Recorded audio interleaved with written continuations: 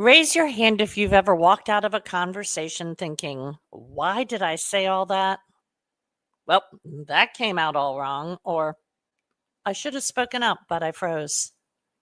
If you have ADHD, that moment isn't about lacking confidence. It's what happens when your fast moving brain crashes into emotional pressure or social unpredictability. Today, I'm going to show you how to communicate clearly without spiraling, over explaining, or shutting down. Now, I want you to grab a pen and paper. If you've heard me before, you've heard me say this before, we're going to reflect, we're going to jot down insights and build something you can actually use right now. And the reason we write it down is because of embodied cognition. If you write it down, it will stick with you. And this is too important to not have it stick with you. Now, I want you to let me know in the comments where you most struggle. Rambling, freezing, or overthinking every word. Which are you, a rambler, a freezer, or an overthinker? Now, why on earth is communication so hard with people with ADHD? I mean, you're pretty darn smart. So what's the problem? ADHD brains move fast, respond emotionally, and often connect in nonlinear ways. That's where the communication pain point comes in. This creates common patterns like talking in circles, overloading people with too many ideas, freezing or fawning under perceived pressure. It doesn't mean that you're a bad communicator. It means your brain needs a structure, not a script. Write down what the last time it was when your message didn't land. Think of that last time your message didn't land. What happened? Write it down in one sentence. When was the last time your message didn't land? What happened? Now, there are 3 traps that we see with ADHD communication.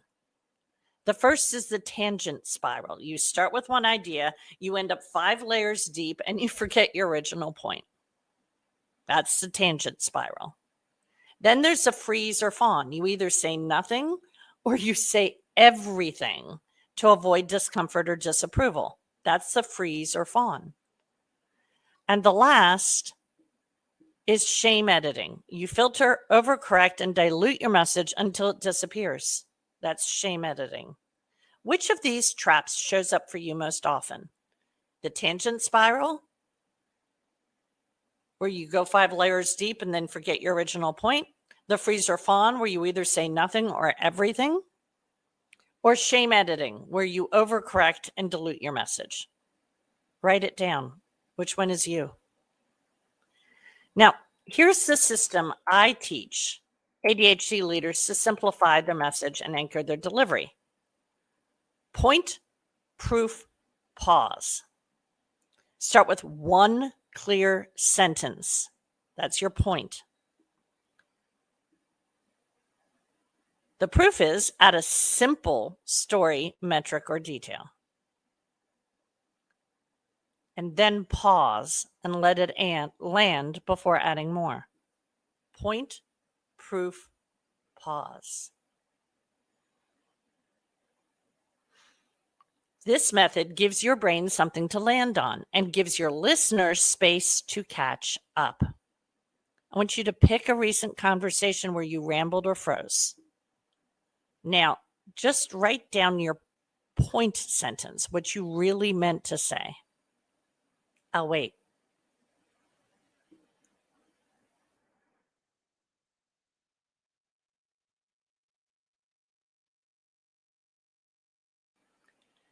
Now, this framework doesn't water down your ideas. It organizes them so you sound like the thoughtful, strategic leader you already are. If one of these ideas clicked for you, send me a DM and let me know what shifted. I'd love to hear it. I read every message. Now, you know what I'm going to do next. I'm going to tell you to be a good human.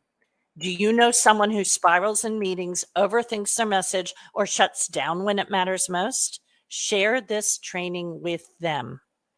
ADHD leadership gets a whole lot easier when you stop trying to communicate like someone else.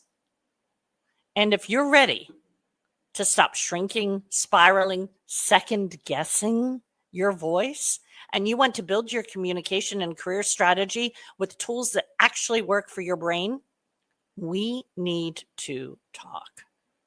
DM me the word call, and I'll send you the link to book a free clarity call. And you're going to breathe for the first time in a hot minute. We'll explore where your communication gets stuck and how we can build your long game strategy one clear message at a time.